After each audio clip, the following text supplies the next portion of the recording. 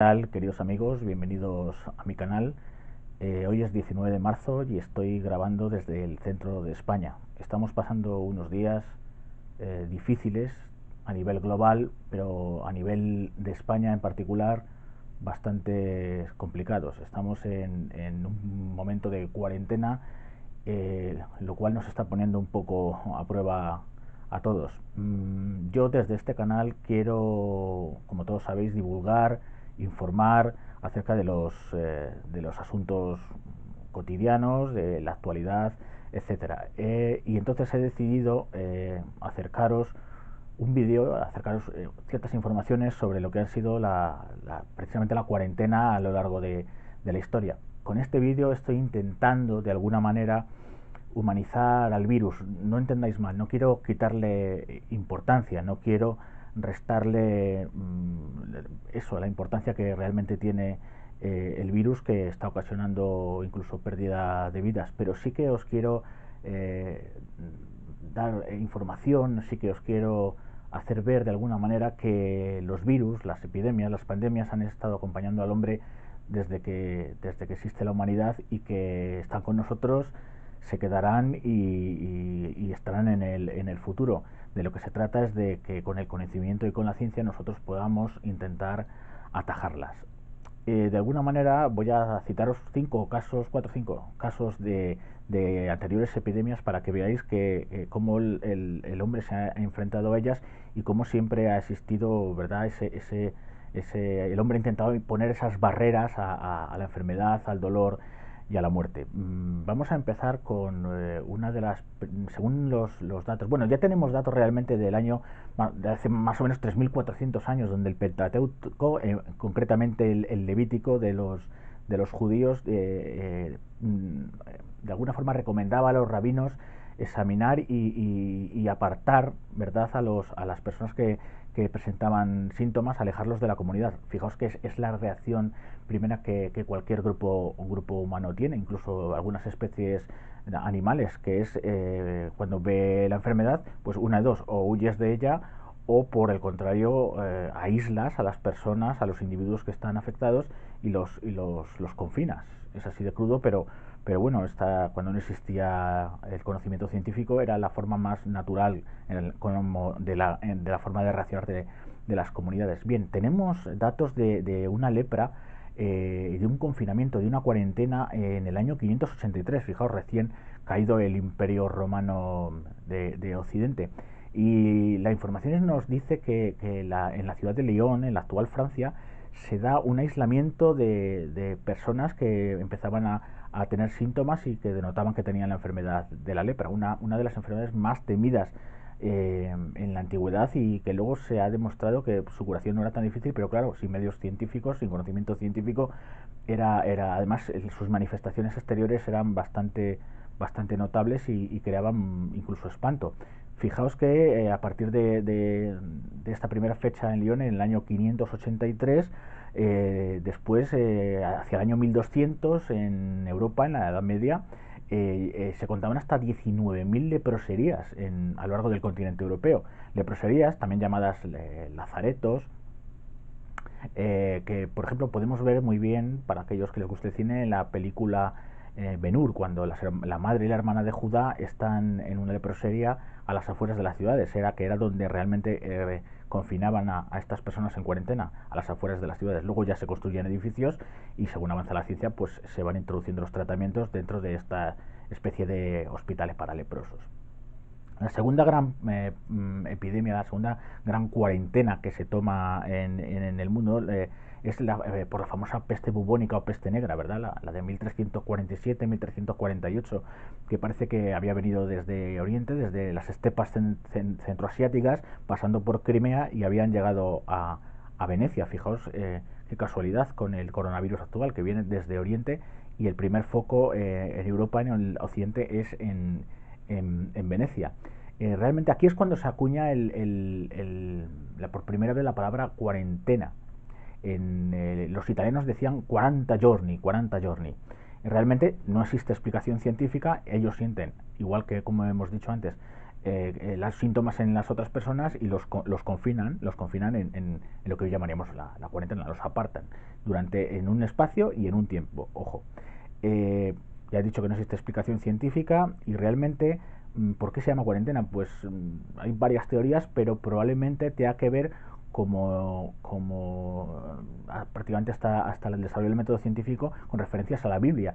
Cuarentena son los 40 días, que es una fecha muy simbólica religiosamente en el cristianismo. Por ejemplo, con los 40 días que pasa Jesús antes de empezar a predicar en el desierto. Recordad además que el desierto, un clima superárido donde no sobrevive nada, ni siquiera los virus. Fijaos en la correspondencia, que parece bastante interesante. Luego las cifras sobre la peste negra, peste bubónica, varían de unas fuentes a otras. Unos dicen que hubo hasta desde 30 millones de muertos, otros 75. Algunas fuentes nos indican que pudo haber entre 100 y 120 millones de muertos, lo cual se llevó por delante a un tercio o casi la mitad de la población europea. Son cifras verdaderamente espantosas. La siguiente epidemia que podemos citar fue una epidemia de otra enfermedad que se llama la fiebre amarilla. Se le llama la epidemia de la fiebre amarilla de Filadelfia porque tuvo su principal foco en esta ciudad estadounidense. Recuerda, primera capital de los Estados Unidos, primera capital de las 13 colonias unidas. Tuvo lugar en el año de 1793. Realmente la epidemia se hace notar ya de forma realmente impresionante en el mes de agosto, de los meses de agosto a noviembre de ese año 1793. Fijaos que la ciudad de Nueva York y la ciudad de Baltimore imponen una cuarentena, no solo a las personas procedentes de Filadelfia, sino incluso a las mercancías. Es decir, paran las mercancías, una especie de aduana durante un tiempo antes de que puedan entrar a recibirlas la población de los ciudadanos de Filadelfia. Realmente, igualmente, Filadelfia impone cuarentenas a las personas que vienen de fuera, a los inmigrantes. Esto es algo que se ha hecho siempre a lo largo de la historia, incluso hoy en día. Es decir, a la gente que viene de fuera, primero se les recluye en un sitio, se les confina durante un tiempo para ver que no tienen síntomas de esta u otras enfermedades, y luego ya sí se les da paso a la ciudad, en este caso como he dicho, en Filadelfia. Realmente las cifras también bailan, no hay datos, los datos no se dan como hoy en día, no se puede recontar el número de enfermos como se hace hoy en día. Más o menos, algunas fuentes, los periódicos, la prensa de la época, que ya sí que existía en cierto desarrollo, dan unas cifras de unos 5.000 muertos, lo cual pues también es bastante espectacular. Realmente en el mes de septiembre, de ese mismo año, recordemos la epidemia de agosto a noviembre, en septiembre, habían abandonado la ciudad 20.000 personas, lo cual nos habla también de, fijaos, claro, en aquella época los métodos científicos no estaban tan desarrollados como en la actualidad, es decir, eran 20.000 vectores de expansión del virus, lo cual hoy en día hubiera sido verdaderamente impensable. Fijaos lo que ha hecho China, que ha confinado a prácticamente 100 millones de personas con el coronavirus. La siguiente cuarentena de la que os quiero hablar es la famosa, la llamada viruela de Brisbane, que es una población de Australia, en aquella época del Imperio Británico. Tiene lugar en el año de 1881. ¿Y qué hacen las autoridades de Brisbane? Pues cogen a todas las personas que presentan síntomas de viruela. Recordad que sobre todo se veía en la cara, ¿verdad? Lo que llaman las picaduras, que eran una especie de pústulas que salían rellenas de material que contenía el virus. En este caso las confinan en una especie de sanatorio, si podemos decirlo, llamado North Head.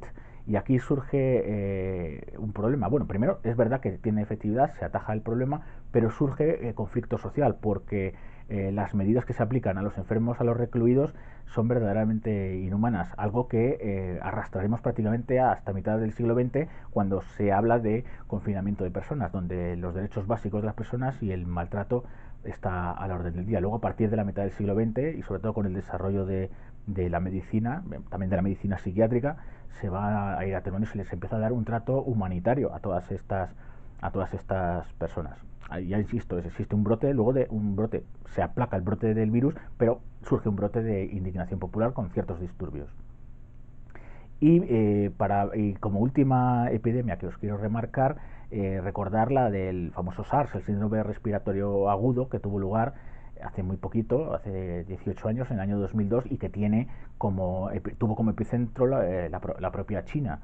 ¿verdad? Parece que China es propensa a estas cosas. Ojo, no quiero, los virus no entienden de nacionalidades, pero ha dado la casualidad que también se originó en el país asiático, en el gigante asiático.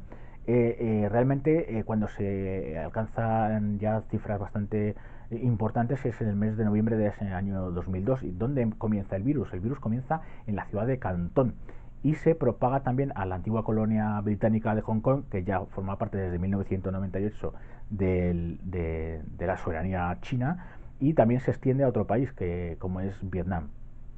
Realmente se impone una cuarentena militar, como la que hemos visto actualmente, y realmente es muy efectiva porque la cuarentena es efectiva porque detienen la dispersión de la enfermedad. Realmente, fijaos el tiempo que llevo, se declaró controlada la epidemia a finales de 2003, o sea, prácticamente más de un año después. No es que se decretara la cuarentena, el fin de la cuarentena en ese momento, sino que declaran el final de la epidemia como digo, a finales de 2003.